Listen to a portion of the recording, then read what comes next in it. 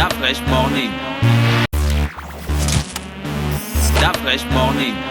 Vous êtes sur les 104.5 Urban FM, on est avec Mosley. Mosley, rebonjour. Rebonjour Dafresh, On parle de politique ce bonjour matin. tout le monde. Oui, on parle de politique. Il y a des nouveaux rebondissements. Bien, on fait un aperçu, un résumé de la conférence de presse du porte-parole. Non, on va aborder la question en rapport avec la conférence du porte-parole de la présidente de la République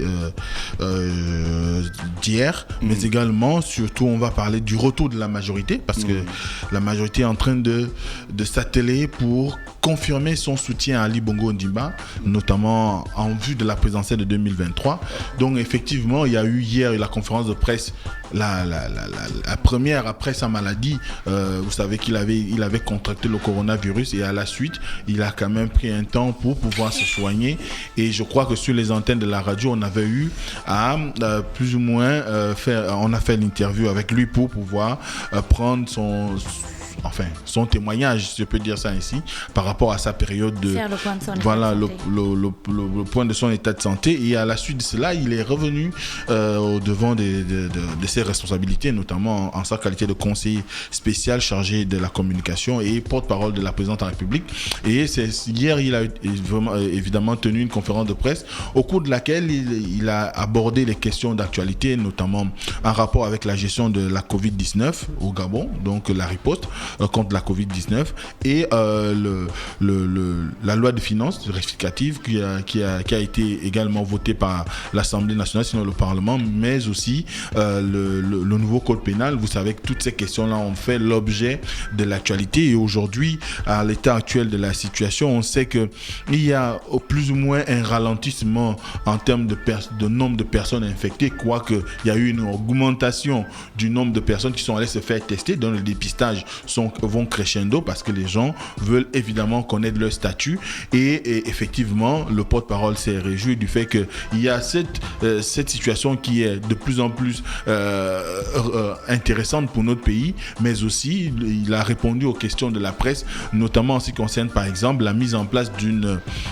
d'un paiement de moyennant un test VIP, ce que le COPIL appelle le test VIP, donc un test express, et moyennant une somme de 20 000 francs si on veut avoir rapidement ce test-là. Et lui, il a dit que le test reste gratuit au Gabon, mais il se trouve que certainement, en ce qui concerne le COPIL, il serait dans une posture où, évidemment, il y a des gens qui sont dans des phases d'urgence, et ces phases d'urgence concernent évidemment le fait qu'ils ont besoin d'avoir le document soit tout de suite ou dans les toutes premières heures le lendemain et dès cet instant le COPIL a mis en place cette mesure là pour permettre à ce qu'ils puissent l'avoir de façon accélérée, mais cela ne dénature en rien la qualité des tests qui sont faits. Ça ne veut pas dire que ceux qui vont faire les tests gratuits ces tests ne sont pas traités dans les délais requis, parce que de ce qui nous a rapporté, c'est que les tests sont livrés au bout de 72 heures. Au bout de 72 heures, donc si vous allez faire le test aujourd'hui, vous l'aurez à peu près, nous sommes aujourd'hui mercredi, vous l'aurez à peu près samedi. Normalement, c'est ce qui devrait se faire. Maintenant, après, tout le monde peut aller de son commentaire, mais c'est ça la position officielle de la présidente de la République, c'est que les tests restent gratuits pour tous les Gabonais. Et en ce qui concerne la loi de finances, évidemment, il y a eu un accent qui a été mis sur le fait que cette loi de finances rectificative porte surtout sur des mesures sociales, notamment l'accompagnement des populations les plus faibles, les entreprises, les consorts. Donc des mesures sociales sont en pole position ou en meilleure posture. On n'a pas parlé des mesures sociales des artistes, non? Non, on n'a pas abordé cette question. Il n'y a pas eu aussi des questions de la presse allant dans le sens de pouvoir l'interroger sur la question du statut des artistes en rapport avec la situation actuelle. Mais n'empêche que la loi de finances rectificative tient en compte beaucoup plus les aspects socio-économiques et ça fait qu'à un moment donné, il a également annoncé que du moins ce qui a été retenu par le gouvernement, c'est le lancement des travaux pour la transgabonaise que beaucoup de personnes se souviennent que le chef de l'État avait annoncé pour septembre. Donc les premières pelleteuses vont être en ordre pour pouvoir exécuter les travaux à partir du mois de septembre. D'ailleurs, il y a eu un conseil, je crois, de gouvernement ou interministériel à ce sujet. Et c'est certainement ce qui va se produire au mois de septembre. Il faut s'attendre à ce qu'il y ait le redémarrage ou le déploiement des entreprises qui ont bénéficié de ces marchés-là pour pouvoir relier Libreville à Franceville. Ensuite, il y a le problème de révision du code pénal. Vous savez que ça aussi, ça a fait couler beaucoup d'encre et de salive. Et ce n'est pas encore fini dans la mesure où on a de nombreuses associations et des personnes de la société civile qui sont allées déposer des recours auprès de la Cour constitutionnelle, étant donné que le texte a déjà été plus ou moins promulgué par le chef de l'État. Et d'ailleurs, lors des questions, il lui a été posé, les journalistes ont demandé au porte-parole l'avis du chef de l'État sur le fait qu'il y a quand même, au-delà de cette promulgation, le fait que les populations dans leur grande majorité se sont quand même exprimées, soit par les réseaux sociaux, d'autres sont même allés manifester, et il y a d'autres qui continuent aujourd'hui. On parle par exemple le cas du département d'une Thème où les populations ont créé un comité qui a demandé à ce que les députés, sinon les parlementaires de leur circonscription, dans leur département, rendent les écharpes, parce que pour eux aujourd'hui, il n'est plus question de continuer à leur faire confiance, étant donné qu'ils ont voté l'amendement du code pénal qui a entériné la dépénalisation de l'homosexualité au Gabon. Et le porte-parole de la présidente de la République a indiqué qu'il faut comprendre les choses dans le sens le plus large possible. L'objectif de cette modification n'était pas dans le sens de pouvoir s'arrêter sur un certain nombre de points, mais c'était de pouvoir réviser le code pénal dans sa globalité. L'objectif avait été de pouvoir interroger un certain nombre de points qui méritent aujourd'hui quand même qu'on se réjouisse, notamment le fait de l'affiliation, qui a toujours été un problème, par exemple, en ce qui concerne la succession au Gabon. Les droits successoraux ont toujours fait l'objet de plusieurs débats, dans la mesure où il y a des individus qui se levaient un matin, allaient spolier les orphelins au titre duquel tel ou tel enfant ne serait pas le fils de X ou Y. Or, quand quelqu'un a reconnu son enfant, ce n'est pas à un individu X ou Y de venir pour pouvoir contester sa filiation.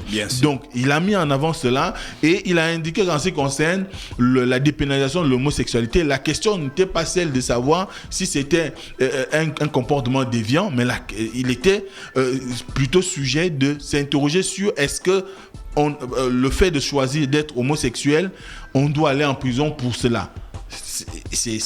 C'était tout le sens de j'ai pas redit. Est-ce que parce qu'on est homosexuel qu'on devrait aller en prison? Donc tu as dit la question n'était pas de se demander. De se demander si être homosexuel c'est on va dire c'est contre nature, entre c'est bien ou pas. C'est bien ou pas. Maintenant après c'était de se demander si être homosexuel doit forcément nous conduire à aller en prison.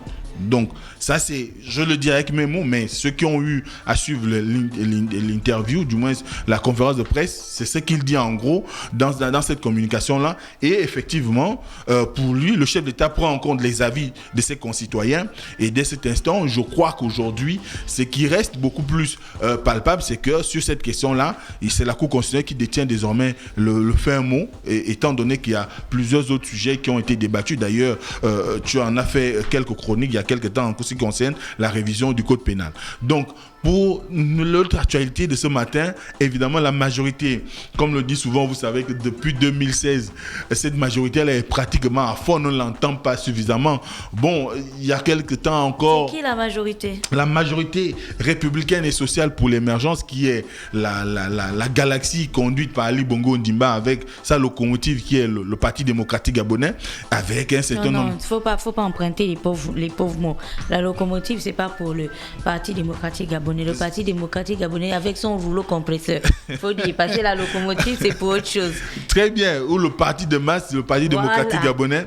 Et dès cet instant, ils sont en ordre bataille, parce que pour eux, 2023 doit se préparer maintenant. Et vous savez que c'est qu'en 2020 Oui, mais 3 ans, ça Pourquoi passe très vous rapidement. pressez? En 2016, on ne savait pas qu'on serait aussi rapidement en 2020. Donc, certainement par anticipation, ils sont inscrits dans... Donc la campagne démarre maintenant. Oh, oui, on va dire d'abord en interne, au sein de la majorité. Vous savez qu'au niveau de la majorité, il y a quand même près d'une vingtaine, sinon un grand nombre de partis politiques, aussi bien, comme on le dit souvent, entre guillemets, des partis gazelles, excusez de l'expression. Encore avec mais c'est comme ça qu'on les qualifie souvent, les petites formations politiques. Non, on avait dit que plus de termes qui se rapportent aux animaux morts, on avait bien dit ça ici. C'était en 2016, souviens-toi. Donc, dis les petits partis, voilà. Pas les partis gazelles, Donc, sinon aussi c'est qui bien avec l'éléphant? les petites formations C'est quoi politiques. la gazelle? La gazelle, c'est un petit éléphant. C'est un petit animal. Est-ce que la gazelle, c'est un petit éléphant? Mais Non, la gazelle, Mais c'est un alors, petit éléphant. la gazelle, il y a la grande gazelle. Ah, tu as vu ça où? Mais il y a la gazelle qui est grande. Comparé à l'éléphant. Il n'y a pas le bébé gazelle. Oui. Il y a la maman gazelle, il y a le papa gazelle. Mais le papa gazelle n'est jamais aussi gros que ça. Est-ce que c'est une affaire de grosseur? C'est une affaire quand on a duré dans la forêt, frère. Ah, arrête ça. Soit. Donc, ce qu'il faut dire aujourd'hui, c'est que la majorité s'étant rendu compte du fait que nous sommes à l'orée de la préparation des élections présidentielles, elle a décidé de se restructurer en interne, et le secrétaire général du Parti démocratique gabonais, Éric Dodo Bungenza, a commis Monsieur Eloi Nzondo, qui est d'ailleurs membre du secrétaire exécutif, de pouvoir prendre la tâche avec toutes les formations de la majorité pour pouvoir plus ou moins préparer ce qu'ils appellent la convention de la majorité qui va se dérouler très bientôt. Et dans cette optique, ils sont en train de travailler, et il a rencontré déjà le général Jean-Boniface Assélé et le docteur Nicolas Assélé, qui sont les leaders du CLR, le Centre des libéraux et réformateurs. Il a rencontré également les responsables, du moins ceux qui assument l'intérim de Tony Ondomba, donc le parti de Tony Ondomba, qui est Hervé, qu'on appelle aussi Restauration des valeurs. Il a rencontré le président de Conscience et Action citoyenne, CAC, Florentin Moussavou, mais aussi les sociaux-démocrates gabonais de Juste Luango Bouyomeka, pour déjà, ce sont les premiers qu'il a rencontrés, mais également le bloc démocratique chrétien de Guy Christian Mavioga, pour pouvoir plus ou moins travailler de commun accord afin d'arriver à la préparation de la convention de la majorité. Et vous savez que depuis un certain temps, du moins les dernières sorties du CLR avaient été d'exprimer leur mécontentement par rapport à la situation de la majorité aujourd'hui, parce qu'il y a des formations qui se sont dites proches de la majorité, ou qui ont été introduites dans la majorité sans qu'elle ait eu ces formations-là, sans qu'elles aient eu à signer la charte de la majorité. Ce qui sous-entendrait qu'avec le nombre de partis qui sont, on va dire, à la porte de la majorité, et les formations qui sont en interne, qui ne se reconnaissent plus forcément dans les agissements de leur groupe, eh bien, ils sont en droit de se poser aujourd'hui la question de savoir est-ce qu'il n'est pas nécessaire de réformer la charte de la majorité, pour permettre à ce que ceux qui y sont et qui ne s'y sentent plus à l'aise de sortir, et faire en sorte que ceux qui voudraient bien continuer à soutenir l'action d'Ali Bongo Ondimba à la tête de l'État puissent y entrer. C'est tout le travail que devra faire désormais, du moins c'est l'engagement qu'a pris le Parti démocratique gabonais avec ses alliés, pour pouvoir travailler de commun accord afin de préparer le candidat de la majorité pour l'élection présidentielle de 2023. Maintenant, la question qu'un certain nombre d'analystes se posent, qui est en train aussi de se poser auprès de tout le monde, c'est est-ce que le président Ali Bongo Ondimba va postuler pour un 3e mandat? Ça reste une question entière. Est-ce que la majorité, avec cette réforme, avec cette convention qui est organisée, ne va pas aller plutôt vers le choix de quelqu'un d'autre? Est-ce qu'il y a aujourd'hui des éléments qui peuvent permettre à ce que la majorité puisse avoir une idée de qui va porter son flambeau, étant donné que c'est un sujet qui quand même amène les observateurs à se poser des questions, parce qu'on connaît l'état de santé du chef de l'État. Un 3e mandat, on sait ce que représente une campagne électorale au Gabon. Ça demande beaucoup d'énergie, ça demande à être sur le terrain, et ça demande à pouvoir communier en direct avec la population, et on sait que le chef de l'État a plus ou moins une santé fragile. Est-ce que la majorité, quoi que elle confirme donne son soutien à Ali Bongo ou renouvelle sa confiance à Ali Bongo Ondimba, est-ce qu'elle va s'inscrire dans la logique de l'adouber à nouveau pour qu'il soit leur porte-étendard, pour qu'il soit leur porte-flambeau, ou elle va s'intéresser, et bien sûr, après consultation avec ces derniers, d'investir quelqu'un d'autre. Donc, c'est autant de questions qu'on se pose, mais ce qui est sûr aujourd'hui, c'est que la majorité entend reprendre sa place au niveau de l'arène politique, parce qu'il faut savoir que actuellement il y a quand même, on déplore l'absence d'un certain nombre de communications du porte-parole là, du moins du porte-parole de cette majorité là. À l'époque où c'était Guy Christian Mavioga, on arrivait quand même à avoir une lecture des activités de cette galaxie, mais depuis que Carlos Okinda en est le porte-parole, la parole de la majorité a pratiquement disparu de la scène politique. Donc dès cet instant, on va attendre, on va observer, on va regarder les tout prochains jours ce qui va se dire et à quel moment finalement va s'organiser cette convention qui va certainement poser les jalons de l'éventuelle reconduction d'Ali Bongo comme candidat de la majorité, ou encore du choix de quelqu'un d'autre pour porter l'étendard de ce regroupement politique. Merci Mosley qui est avec nous ce matin sur les 104.5 Urban FM, la station urbaine dans Luda Fresh Morning. On se rappelle que demain on sera en mode old school et vous serez toujours sur le réveil matinal le plus haut de la capitale sur la radio la plus haute de la capitale. René Ruth est avec nous. René Ruth, bonjour. Stop Fresh Morning.